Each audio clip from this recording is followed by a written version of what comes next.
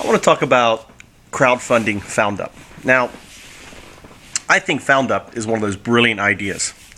And I'm a founder, and it's my idea, so obviously I think it's brilliant.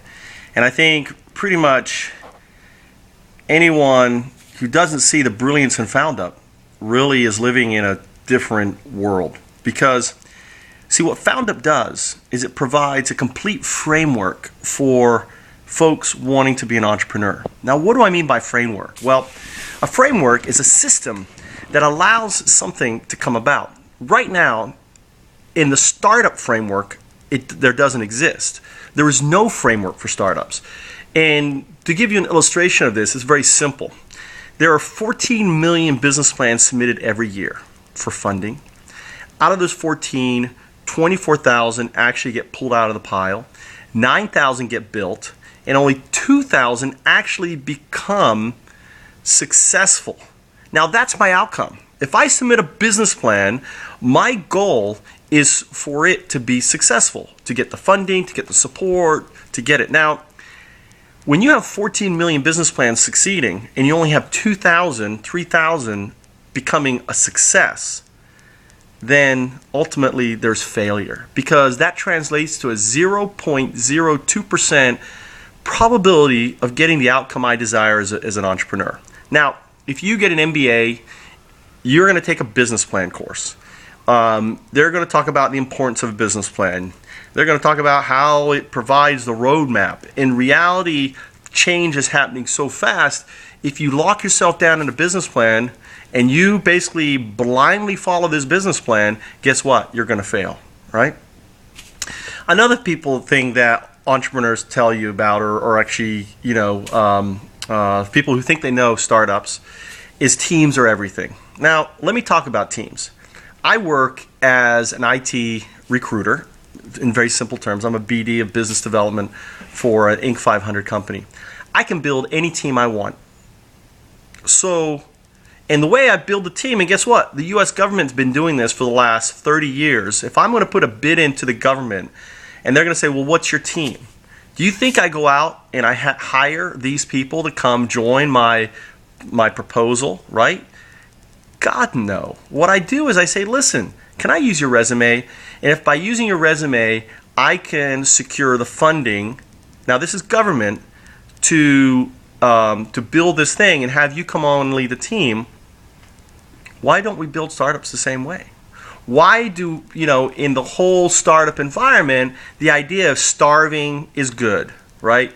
Pulling together a team and working through the pain, that somehow is the system. Well, that system is broken. It doesn't exist. There is no framework for startups.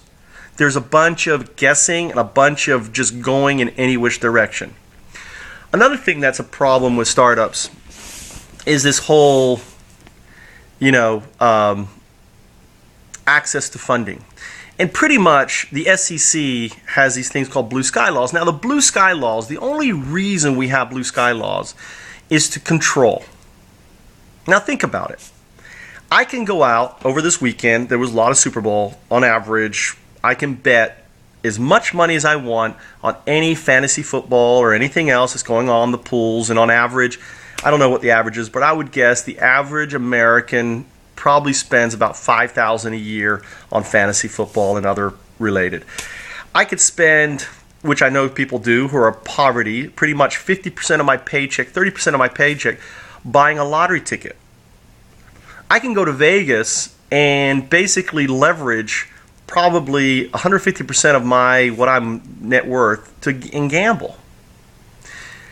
But for me to crowdfund $5,000 or $1,000 or $20 from business individuals, not good old, I'm talking about people who are attorneys, who are accountants, who have business sense. For me to crowdfund those people, it is illegal.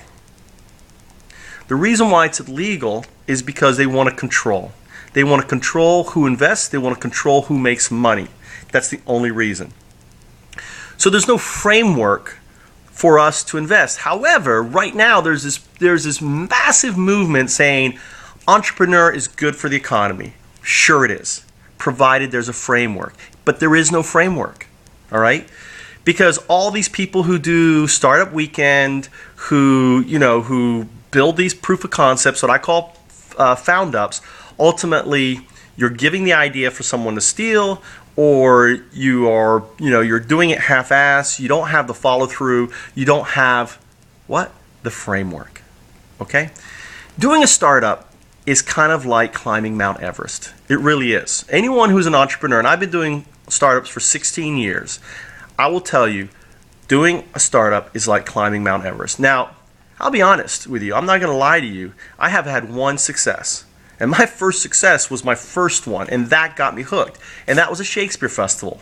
I didn't make millions or anything else. 30,000 people attended. It was a massive success. But it made me realize this is what I love to do. But in reality, like I pointed out, there is no infrastructure or there's no framework.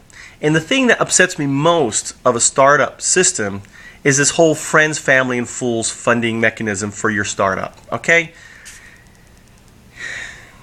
And it upsets me because, to be honest with you, I went through it in 2000. I saw the harm. It ruined friendships because, in all likelihood, your startup is going to fail. And the people investing in your startup are investing because they like you. They're investing because you are enthusiastic about something and they trust you. They're not, what's the word? They're not detached. They're not able to really look at it because what's in the way is you, your love, your friendship, your relationship. And I really think when you are leveraging that for money, that is no different than stealing because there's no objectivity. Now here's, and so all these business schools that say, oh, you got to start up, oh, go find your friends, family, and those fools. Now those fools are basically business, and the fool, I actually use the word foolish investor. They're called fools because they're business people that know you, that decide to put business behind it and ultimately lose. They're fools. That's what the angels, that's what the VCs call them. And basically then what happens is these elite that control the SEC, those elite that basically dictate the terms, basically, put their money in pretty much sure wins, and everyone else doesn't have a chance to invest. So the whole startup thing is crap. It's broken. And my thing right here, and this is my sell to you, and I'm going to do this in two parts, is it what if, right now, I'm telling you right now, if you back me, if you provide me some funding, and here's the deal.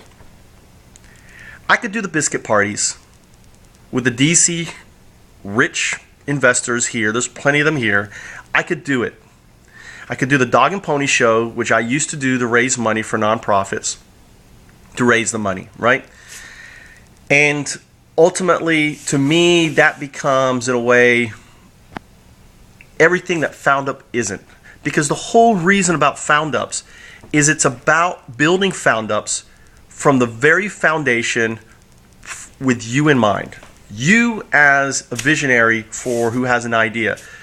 Because ultimately, if I'm right, and I do have a framework, and I have a systematic framework to take, and I'm going to talk about it a little bit, to take an idea to what I call Base Camp 1 on your way to Everest. And that provides the funding, the team building, the crowdsourcing for your idea, and it doesn't cost you anything. Then all of a sudden, for the first time, we have a framework for doing entrepreneurism.